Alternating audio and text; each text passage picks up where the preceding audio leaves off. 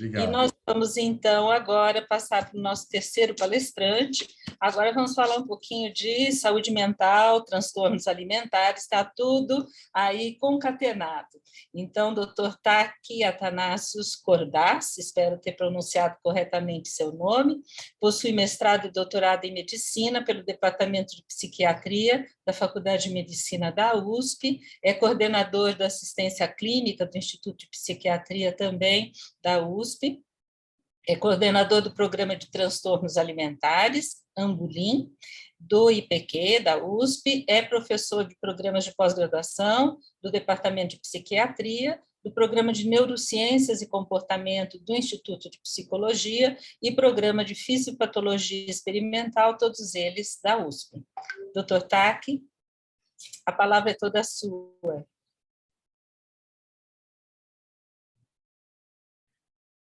Eu não estou vendo nem ouvindo o doutor Taki. Acho Agora que sim, agora agora apareceu. imagino que sim. Você sabe que você foi extraordinariamente grega ao É pronunciar o verdade. meu. Vamos ver se agora eu consigo Vamos fazer o dividir a minha. compartilhamento, né?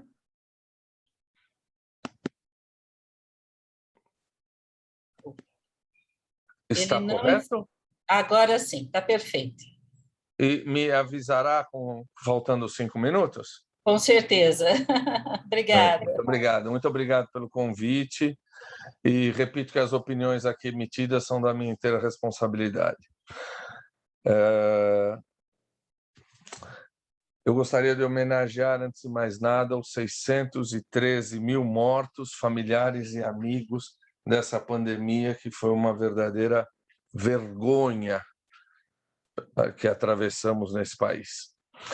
Quando vamos falar de transtornos alimentares, nós temos que relembrar que a quinta edição do Manual de Diagnóstico e Estatística de Transtornos Mentais da Associação Americana de Psiquiatria enumera os seguintes transtornos alimentares: anorexia nervosa, bulimia nervosa, transtorno da compulsão alimentar, transtorno purgativo, o transtorno alimentar restritivo evitativo, que tem provocado grande número de pesquisas hoje, o chamado TARI, síndrome alimentar noturna, ruminação e pica.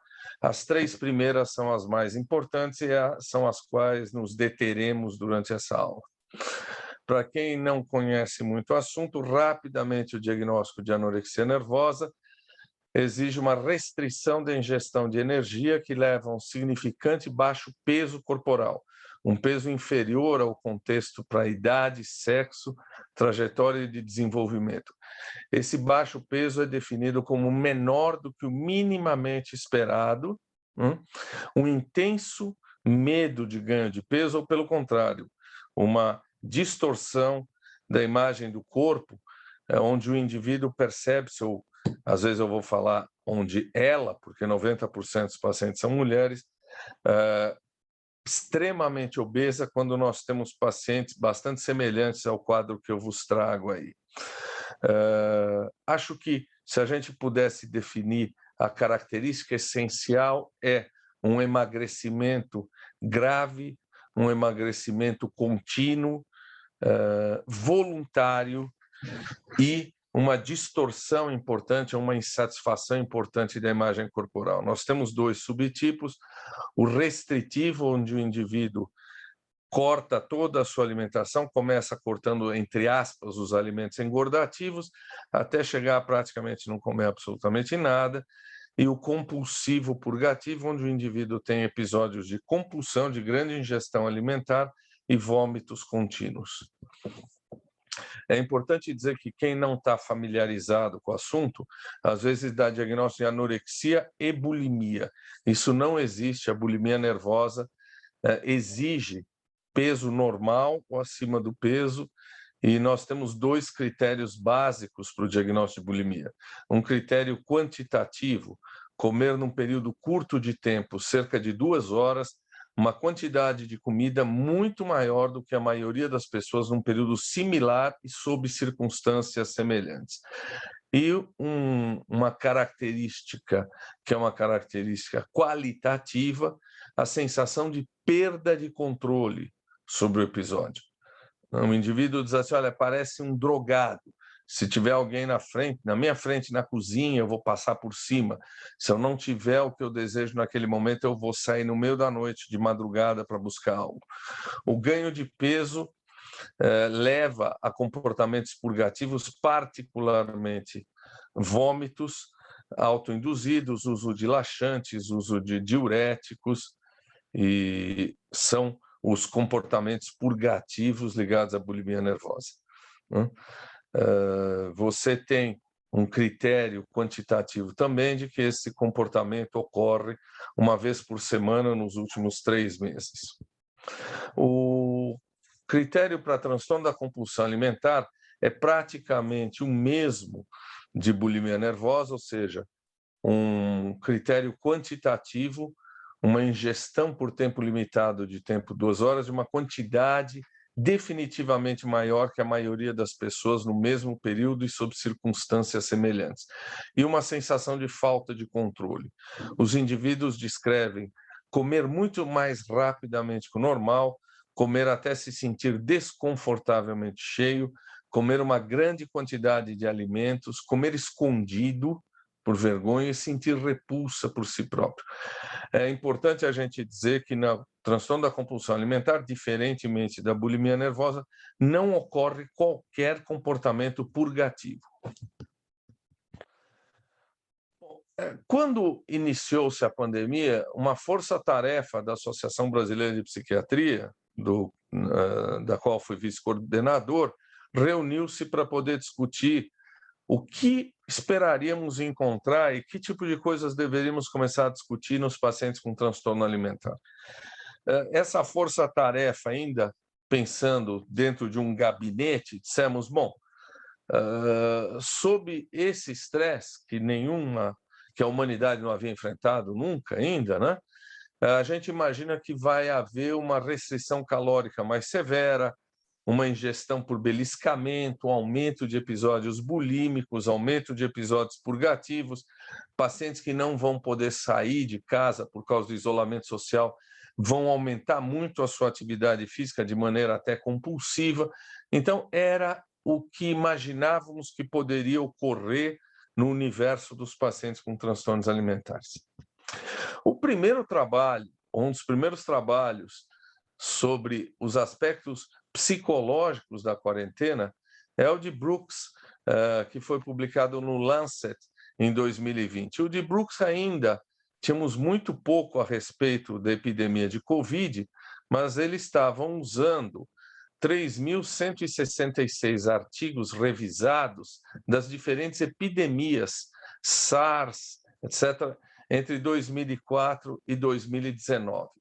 Quadros psiquiátricos eram encontrados mais em profissionais de saúde inicialmente, estresse traumático podia surgir até 3 anos depois do quadro, aumentaria consumo de álcool, consumo de drogas, e o que a gente foi encontrando de acordo ou em consonância com isso foi um aumento de sintomas depressivos muito rapidamente constatável em profissionais de saúde no Brasil. E logo a gente começou a perceber que esses dados eram 6 vezes maiores do que os encontrados na Espanha.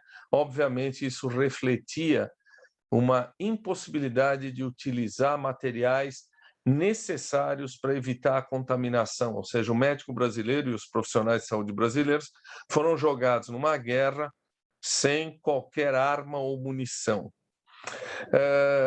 Esse artigo da Brooks também dizia o seguinte, olha, os estressores que vamos encontrar são a própria quarentena, quanto mais longa, pior. Mudanças de hábitos, incertezas, tudo era automático anteriormente, agora as coisas vão ter que ser repensadas. Medo, frustração, tédio, falta de informação e informações contraditórias seriam extremamente prejudiciais. A gente nem precisa falar do que a gente viu ao longo desse período no Brasil, fora as fake news, o negacionismo científico. É verdade que a ciência está sempre em transformação, mas eu acho que a ciência ainda é a informação mais confiável que a gente tem. Então, acho que a gente passou por uma verdadeira chacina nesse país. O que começamos a perceber também é que o armazenamento e maior disponibilidade de comida nas casas alterava o comportamento alimentar. Por outro lado, a falta e escassez, ou mesmo dificuldade na aquisição de alguns produtos alimentícios, prejudicava pacientes que tinham restrições alimentares. Maior dificuldade em realizar atividade física, obviamente confinamento domiciliar, maior contato com membros de família em pacientes que têm comportamento alimentar alterado, comportamento escondido, quer dizer, pacientes com anorexia, pacientes que têm comportamento purgativo escondido, pacientes que têm compulsão, esse maior contato com familiares pioraria, sem dúvida alguma, o quadro, maior exposição a imagens e mensagens da mídia sobre alimentação, forma corporal e peso, e o aumento do estresse, aumentando a ansiedade e sintomas depressivos. Outros fatores estressores seriam a cobertura exaustiva e as mensagens conflitantes sobre a pandemia, as regras e recomendações sanitárias, uma redução do número de leitos, a gente falava disso no início de 2020, uma redução de número de leitos de internação e atendimento ambulatorial, não vou poder me estender muito nisso, mas isso de fato ocorreu não apenas no nosso grupo, que é o maior grupo de transtornos alimentares do Brasil e único que tem uma enfermaria especializada, e atendimento online não daria conta das necessidades desses pacientes. É importante a gente lembrar que quando você tem um paciente com um transtorno alimentar, 95% desses pacientes têm um outro transtorno psiquiátrico que a gente chama de comorbidade. Quando eu passo visita na minha enfermaria, que temos 10 leitos com os residentes, eu pergunto, bom, o diagnóstico, um dos meus residentes diz só anorexia ou só bulimia, eu vou dizer, vamos refazer, por favor, porque 95% dos pacientes apresenta o outro quadro comórbido psiquiátrico que complica a evolução, e é importante a gente lembrar que fatores de estresse pioram não só o transtorno alimentar, como todos esses outros quadros psiquiátricos, agravando também o transtorno alimentar. Uma coisa descrita como drunkorexia, que não tem valor heurístico, não existe uma doença chamada drunkorexia, foi proposto bastante isso, na verdade é um abuso ou um aumento do consumo de álcool entre pacientes com anorexia nervosa, é também uma comorbidade muito grande, e a gente sabe que houve um aumento de 8 a 10% do consumo de álcool no país e de 34% do consumo de tabaco no primeiro ano de pandemia. Então, o abuso de álcool também leva a uma desregulação do comportamento alimentar. Essa descrição,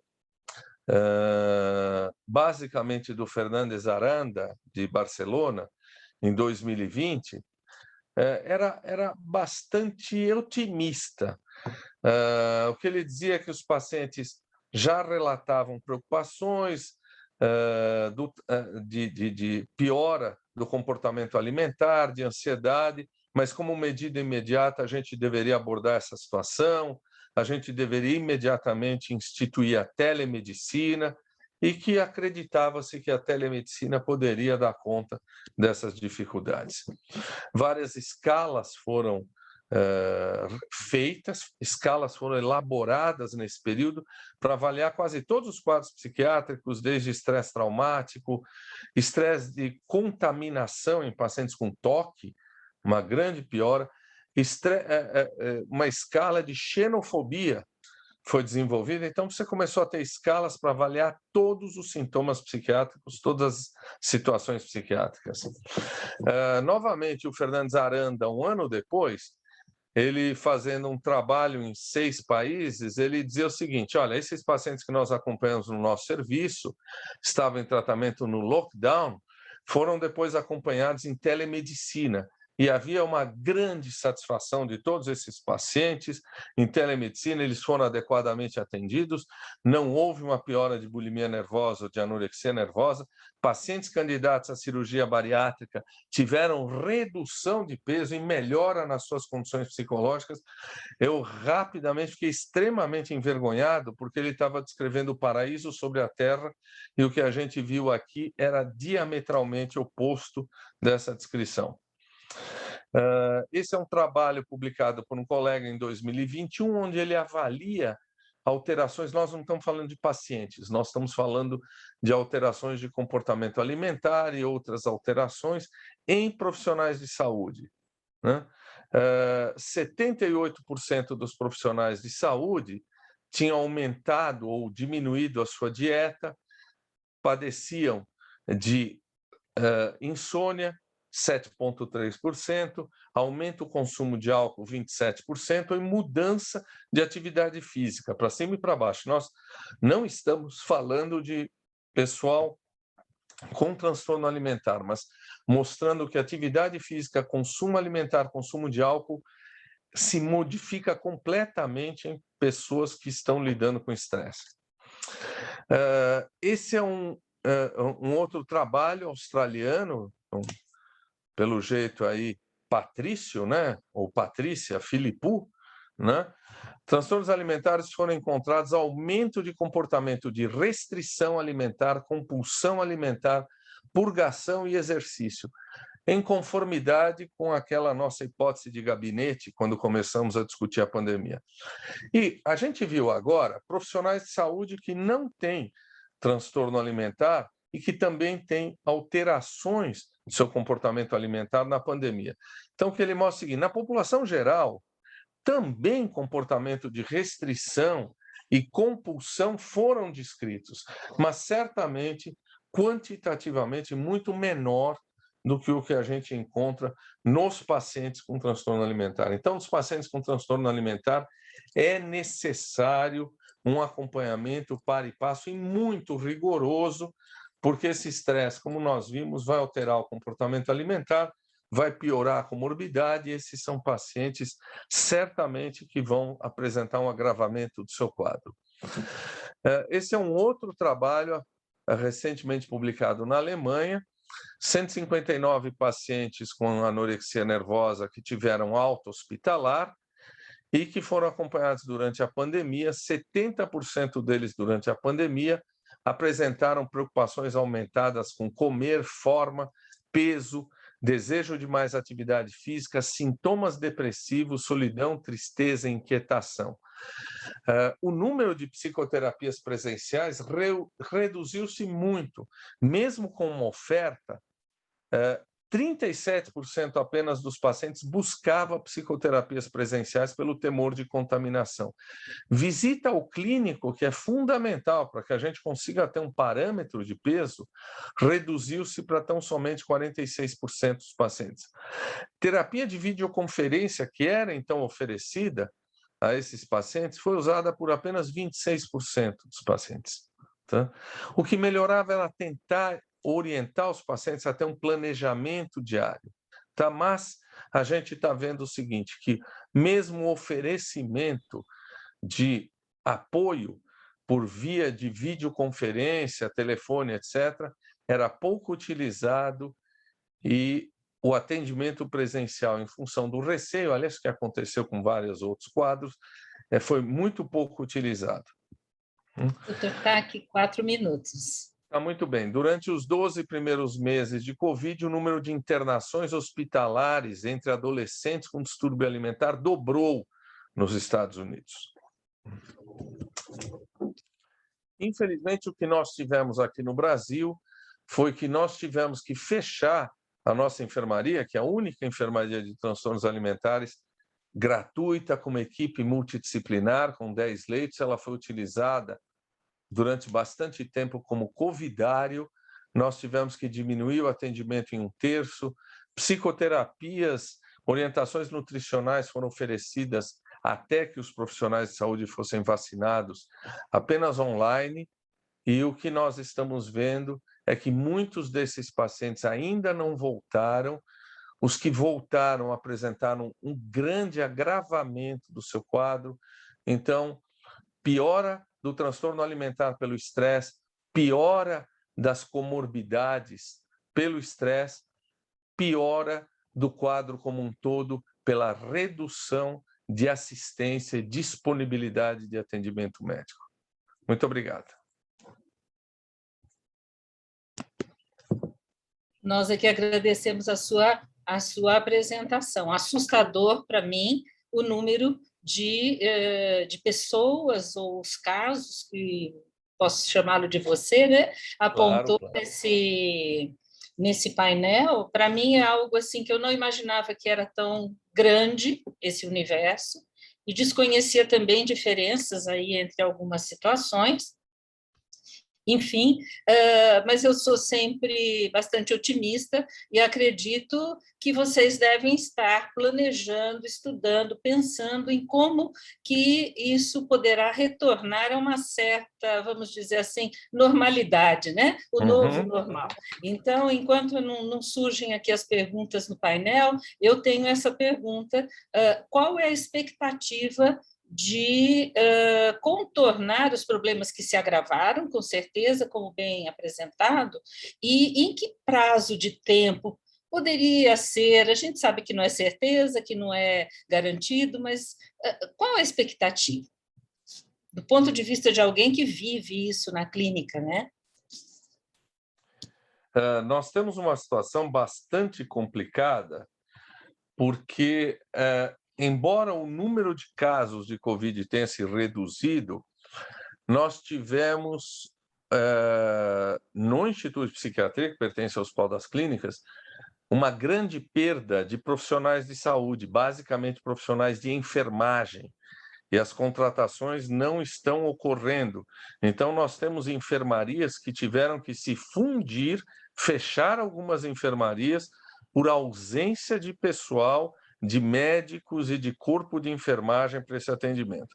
Ou seja, quando você precisa um programa tão específico como o transtorno alimentar, onde você precisa de cozinha experimental, grupos que trabalhem com imagem corporal, mindfulness, etc. Quando você tem que fechar essa enfermaria, juntar pacientes de anorexia com idosos, com pacientes com álcool e drogas, você desestrutura toda a programação. O que nós estamos tentando fazer é, através de algumas atitudes de emergência, retomar a enfermaria, mesmo com um número menor de leitos. Os profissionais agora já vacinados, estamos tentando, através das nossas secretárias, de contato direto, pedir o retorno desses nossos pacientes, mas você viu que se eu der qualquer prazo, daqui a um ano, quem sabe, a gente consiga ter uma certa normalidade, né, que é o termo que a gente vai usar, em saúde mental, você pode ter os efeitos deletérios de um grande trauma, de um grande estresse, até anos depois, até 3 anos depois. Existem alguns estudos falando de aumento do número de esquizofrenias até 10, 15, 20 anos depois na Holanda, após o término da Segunda Guerra Mundial. Ou seja, mulheres que tiveram gravidez nesse período, desnutrição, etc., poderia ter um fator de estresse, um fator viral, que levaria, por exemplo, ao desencadeamento de transtornos psiquiátricos lá na frente. Então, nós ainda não estamos vendo a magnitude dessas consequências. Eu acho que essas coisas ainda têm um número muito grande, eu não tenho tempo de dizer, mas eu estou vendo cada vez mais pacientes que nunca tiveram transtornos psiquiátricos desenvolverem transtornos psiquiátricos após o Covid, após terem Covid, indivíduos que não tinham transtornos psiquiátricos desenvolverem não apenas transtorno alimentar, mas outros quadros psiquiátricos em função do isolamento social. Então, a gente ainda deve ter um número muito grande de doença mental nos próximos meses e nos próximos anos. É uma perspectiva pesada essa, né? E, junto com isso, né, nessa linha de pensamento, temos aqui uma pergunta perguntando, além de agradecer a sua excelente palestra, queria saber, Perdão, se a pandemia pode ter criado uma geração de ansiosos como nunca visto antes, em todas as faixas etárias. Será que nós vamos conseguir perceber isso em alguns anos? E também um comentário sobre a drancorexia, né? Se isso já é algo classificado formalmente ou não. Então, estou juntando as duas porque vai ser a nossa última interferência nesse pedaço da apresentação. Tá. Bom, a mais fácil é drancorexia, não existe. Drancorexia é uma junção de anorexia nervosa mais comorbidade com álcool. Então, isso não existe como doença isolada. A gente precisa entender que os transtornos ansiosos são transtornos que dependem de de várias vertentes. Entre elas, certamente, uma vertente genética, né? Então, a gente não pode dizer que nós teremos uma grande geração de ansiosos. Alguns trabalhos com ansiedade, trabalhos que estão começando a aparecer, surpreendentemente não mostram uma piora da ansiedade na população geral. Nós estamos falando de resiliência, é engraçado isso. Pacientes com transtornos ansiosos pioram durante a pandemia e pioram durante eventos vitais. Indivíduos que não tinham transtornos psiquiátricos, parece que o aumento de transtorno psiquiátrico nesses pacientes, em termos de ansiedade, é muito pequeno. Talvez por mecanismos de resiliência que muitos de nós tenhamos levantado, tenhamos utilizado. Então, o que eu posso dizer é, quem tinha um transtorno psiquiátrico vai piorar. Algumas pessoas que não tinham podem desenvolver. Pessoas que tiveram Covid certamente vão ter transtornos psiquiátricos, inclusive síndrome da fadiga crônica, que é um negócio que pode demorar até 1 ano para passar. Mas toda uma geração de ansiedade, não dá para dizer isso agora. Não dá para dizer isso. Aliás, vamos pensar o seguinte, depois de uma Segunda Guerra Mundial, 5 anos terríveis, você esperaria que tivesse um boom de ansiedade, de doença mental, etc., na Europa, o que não aconteceu. Então, provavelmente, o homem lança a mão de algumas armas, de algumas capacidades de resiliência que evitam essa catástrofe. Não tão grande, pelo menos. Tomara. Diante de um painel tão complexo e, de alguma forma, para quem não é da área, é um tanto quanto assustador, né? Observar essas tendências, tudo mais. Mas quem sabe, então, a gente tenha também mecanismos genéticos aí que estão nos ajudando, né? Tomara. Muito obrigada pela excelente palestra. Tivemos aqui uma série de parabéns pela sua apresentação, muito agradecendo obrigado. A clareza e tudo mais. Muito obrigado pelo seu tempo conosco também. Muito obrigado. Uma boa noite. Boa noite.